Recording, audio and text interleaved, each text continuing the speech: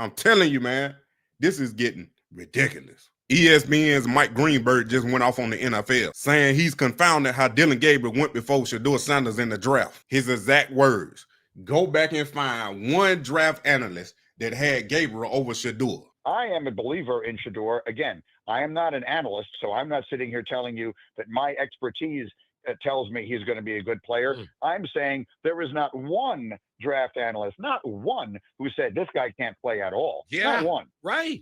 So right. Yeah. The idea that all of a sudden we've decided he can't play, there's not one who had him rated behind Dillon Gabriel. Not one. Oh. I prepare for the draft. I start studying these guys the week after the college football championship game. I did nothing but look at quarterbacks and all the rest of the guys. There is not one person, go back and find me, one draft analyst who had Dillon Gabriel rated ahead of Shedeur Sanders. So I personally am confounded. And the things that people are saying that Dillon Gabriel does well, processing and all that stuff, are exactly the things people were telling me that Shedeur did well. Find me one draft analyst in the whole world that was covering the 2025 NFL draft that had Dillon Gabriel going before Shedeur and had Dillon Gabriel rated higher than Shedeur Sanders. You'll never find one. Never. I even went back and I asked Google. I said, Google, in October 2024, what was the NFL draft predictions for 2025?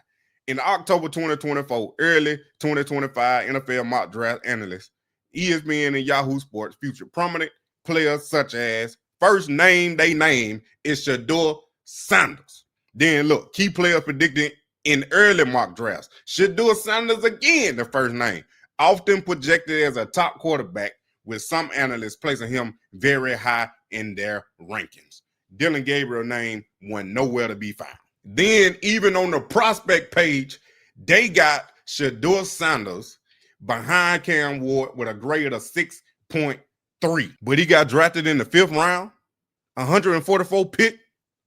Dillon Gabriel grade is a 6.1. Like I just said, Shedeur Sanders' prospect grade was a 6.3. Now I want y'all to see the grade scale right here, what a 6.3 turns out to be. So right now, you basically put him, will eventually be average starter, will become good starter within 2 years. Shedeur is right around this range right here. Now, Dillon Gabriel was 6.1. Traits of a talent to be above average backup. 6.1. The analysis for Shedeur, projected round, first round pick. Inner perception that Sanders is a product of Heisman Trophy winner Travis Hunter greatness are slowly dispelled once you hit the tape. He's seen mixed results under an intensely bright spotlight, but there are no signs his confidence has ever wavered. Sanders possesses a baseline of poise, savvy, and accuracy, integral in becoming an NFL starter. He's slowly, even the NFL analysts that work for the NFL covered the draft, had Shedeur going to the New York Giants at number 3 overall. Sanders seemed destined to play under the bright lights of the big city. Sanders commands the offense from the pocket and is effective on the run while carrying the same kind of self-confidence his father is well known for. Where in the world? He not mobile. He not learning the playbook. He developing slow. Even another mock draft from the NFL, this straight from NFL.com, before the draft, had him going to the Raiders at number 6, first round. Come on now. Come on now. They gave the Browns a B+ grade overall for their draft. But look at day 3. They got an A. And why did they get an A? Because they drafted Shedeur Sanders in the 5th round, pick 144. And then they say the Sanders pick could be the best. The Sanders pick could be the best personnel move the Browns have made in years. He didn't go into the 5th round, which was the biggest story of this year's draft. But the decision to end his slide could pay off in a big way. This collusion has gotten out of hand. And for them to keep talking about it and bringing it up, this is what I'm telling y'all, man. This is what I was talking about right after the draft when I told y'all about the collateral collusion. This is what I was saying.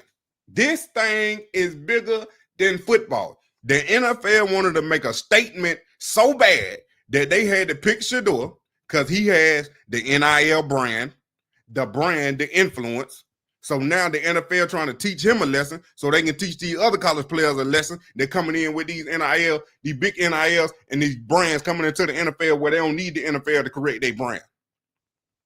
Then you sticking it to them in all these other different places. No did it. Why did Dillon Gabriel get drafted before Shedeur? Why is Dillon Gabriel QB2?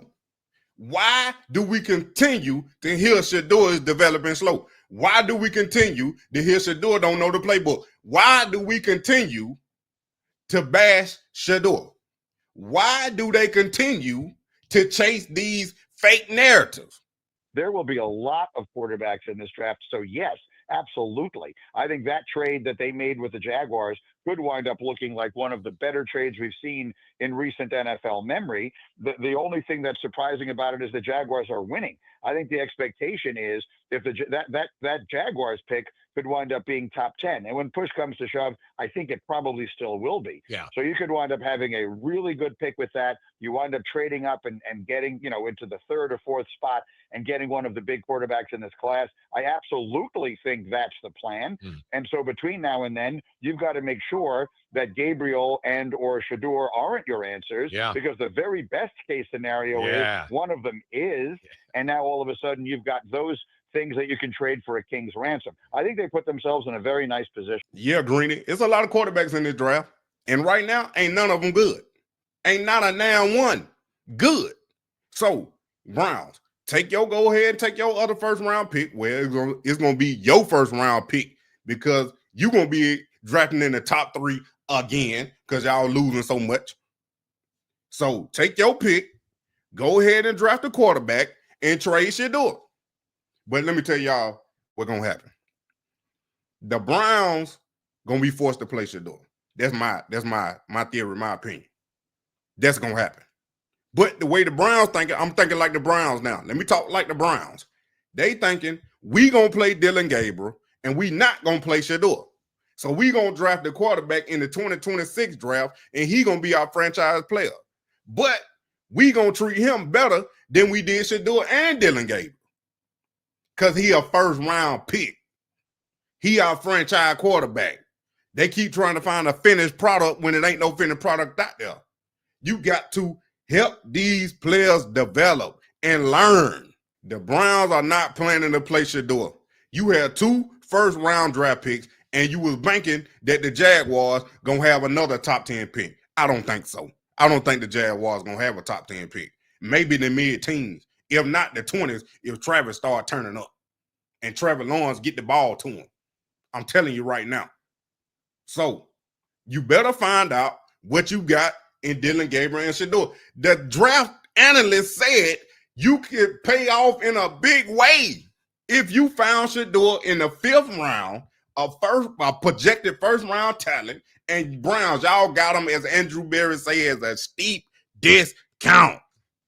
And I know why you said that, Andrew.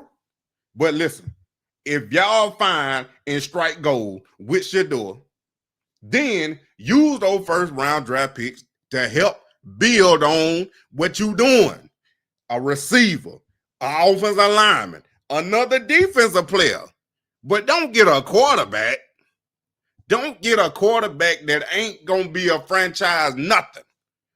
Because look, you can turn on the tape any Saturday right now.